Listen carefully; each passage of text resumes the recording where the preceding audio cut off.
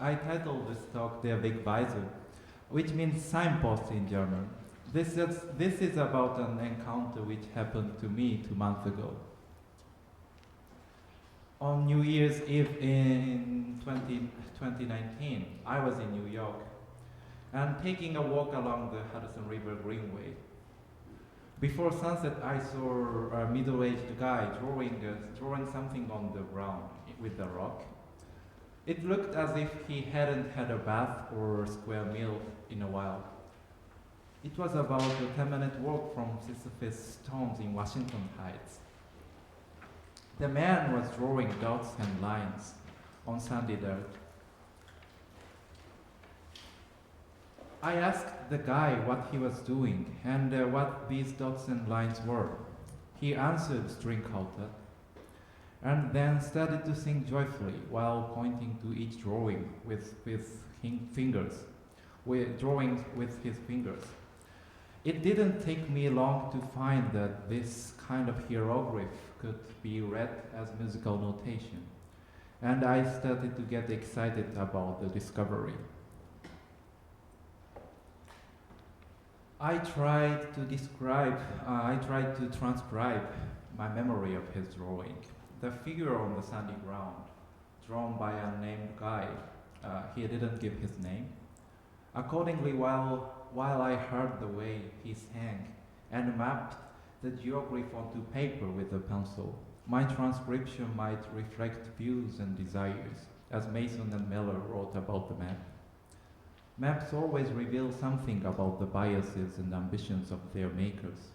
To look at the map is to view the world through someone else's eyes, to see the coastline of South America as pirates saw it in the 1600s, or to see American cities of the Soviet military mapped them in exquisite detail during the Cold War. And now let's listen to the piece. Let me introduce the Morii String Quartet.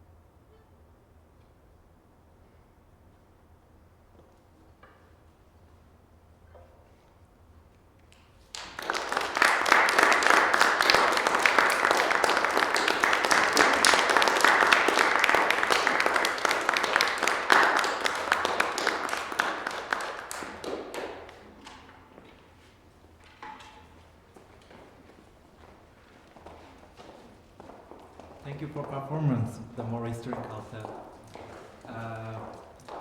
Yeah, his music is great, as you could probably hear. So, after the new year, I visited the same place every day, expecting to meet the man again. He was never there, but one day I found the geoglyph drawn on the sandy ground. This photo is part of it. It was so gigantic that it was difficult to focus on every detail.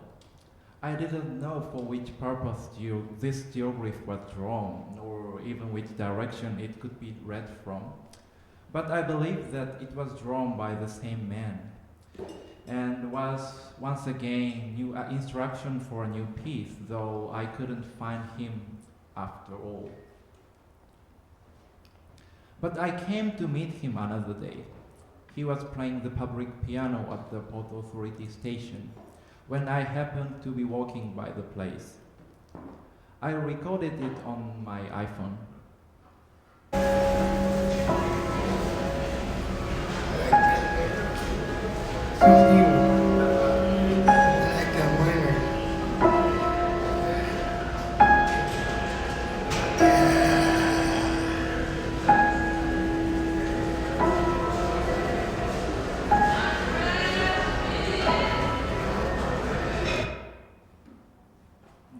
Another guy was talking to him in this recording.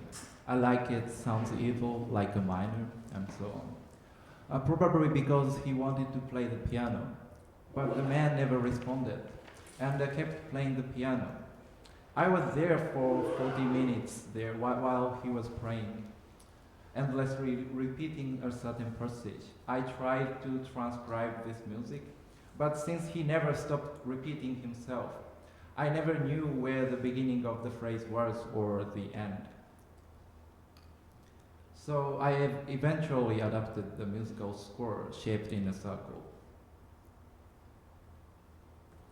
The next day I visited the same place, expecting to meet him again.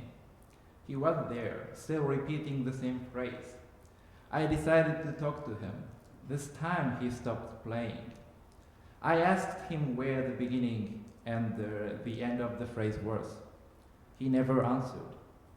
I showed him the photo of the geoglyph, which I took with my iPhone. I asked him what he meant.